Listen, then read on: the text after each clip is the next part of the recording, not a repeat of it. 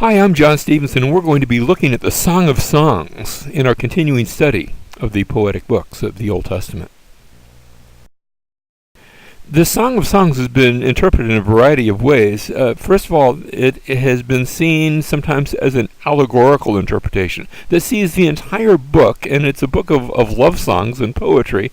The entire book is seen as an allegory of the Lord's love for his people Israel. It's for this reason that the Song of Songs is typically read by the Jewish people at Passover. They are seeing that as a song of love between Israel and their God. The second approach is what I call the cultic interpretation. Now that word cultic is sort of got a bad rap. I'm not talking about some sort of word cult, but what I am saying is that these are poems that are used for rituals, for example in the marriage ritual and maybe at other times, like I just mentioned, Passover. So that's the cultic interpretation. The third use of this book is the typical interpretation. If the allegorical interpretation is used by Jewish folk, then the typical interpretation is often used by people in the church, in Christianity, which see this love relationship between the man and the woman as a type of Christ and the church. Now, I think all three of these are legitimate uses, but I don't think that these are the primary meaning of the book. Instead, I would suggest what I suppose we could call a natural or literal interpretation. It's a love story between a man and a woman. But having said that, there's a sort of a newfangled interpretation that's come out in the last 200 years or so called the shepherd interpretation that views Solomon as the villain of the story. Let me explain. The shepherd interpretation starts off with the woman, and then the king comes, Solomon, and he's taken her as his bride, or maybe one of his brides, or at least she's betrothed to him. But then she has her boyfriend, the shepherd, and so there's a sort of a three-way thing going on where she leaves her husband, or her husband-to-be, Solomon, and runs away with the shepherd. Well, that's adultery. And it would turn her into an adulteress, and it would really mess up the story. We'd expect the end of that story to, she was brought before the Council of Israel and stoned to death, and that would be the end. So I reject the shepherd interpretation, although that's found a lot of followers in modern day. And I think the reason for that is because there are those who are trying to bring in modern sensibilities into an ancient song. And it just won't work. So our cast of characters then is Solomon. Solomon's name, Shlomo, that's how you say it in Hebrew, means peaceful or peace. Remember, you see each other on the streets of Jerusalem, you say shalom. And then there's the Shulamite, and that's just the feminine of Shlomo. It's the feminine ending, so we could call this Mr. and Mrs. Solomon. There's also the daughters of Jerusalem. They serve as the choir, and once in a while they will sing, usually in a brief interlude. So let's look at the story behind the song. It's a little bit like opera, I'm told. I'm not an opera aficionado, but I'm told that when you go and listen to opera, there's a story there, but if you're not too refined, then you really need the little playbook, the little playbill, in order to get the story, because it's really about the song. And I think that's the case here with the Song of Solomon. So there is a story, and the story begins in verse 1. The Song of Songs, which is Solomon. So it sort of set the stage. Speaking of Solomon, when you say the Song of Songs, remember you say it twice to express the superlative. So that you speak of the Holy of Holies, or the King of Kings, or here the Song of Songs, the great song, which is Solomon's. Verse 2, may he kiss me with the kisses of his mouth. Now this is obviously the girl speaking. For your love is better than wine, your oils have a pleasing fragrance, your name is like purified oil, therefore the maidens love you. And from our 21st century sensibility, we say, the maidens love you. I'm not sure I like that, but that was considered something honorable and good. Verse 4, draw me after you, and let us run together. The king has brought me into his chambers. We will rejoice in you and be glad. We will extol your love more than wine. Rightly do they love you. And that sort of sets the stage. This is going to be a love song. A song of a man and a woman, the king and his bride. And that's where the song's headed. But now we're going to back up and see the story. So here the story begins, verse 5. I am black but lovely, O daughters of Jerusalem, like the tents of Kedar, like the curtains of Solomon.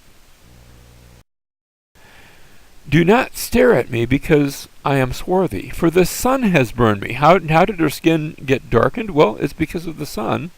She says, my mother's sons were angry with me. Now, when you speak of her mother's sons, usually we think, well, that's her brothers, but she doesn't call them that.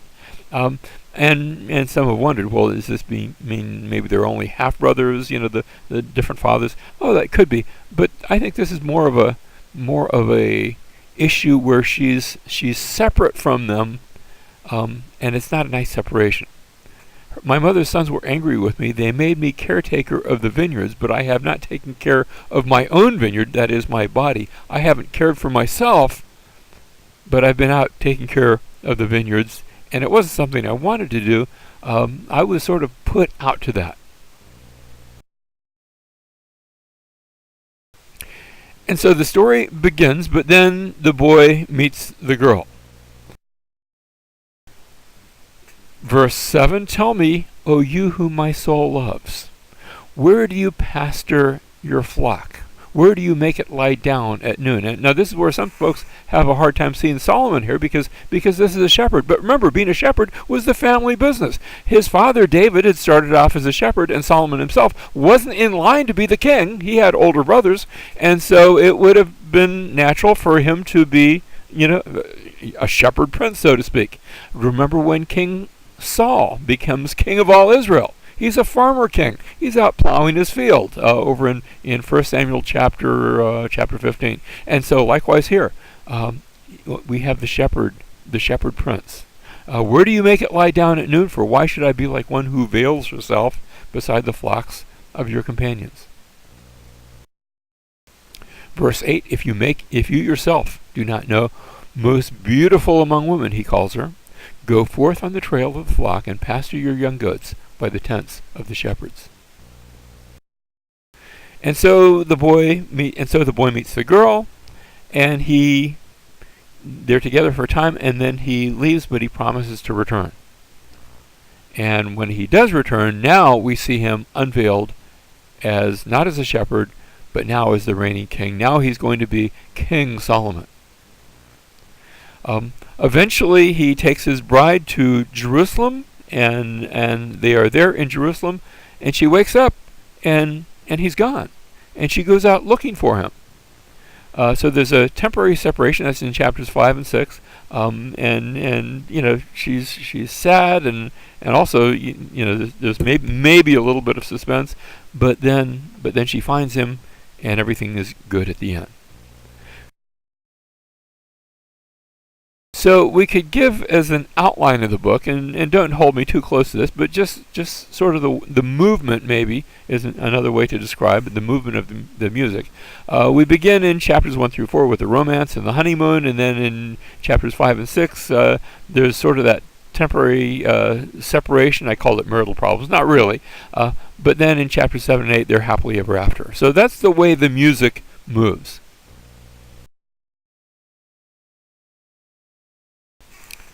Now, chapter 2, verse 3, we read, like an apple tree among the trees of the forest, so is my beloved among the young men.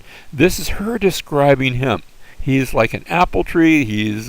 Can I say it this way? He's juicy. He's big. He's strong. In his shade I took great delight and sat down, and his fruit was sweet to my taste. He has brought me to his banquet hall, and his banner over me is love. Very picturesque, very poetic language, which means we're not supposed to be taking it with rigid literalism. Now, some observations that we can make from the book. First of all, the name Yahweh is not mentioned.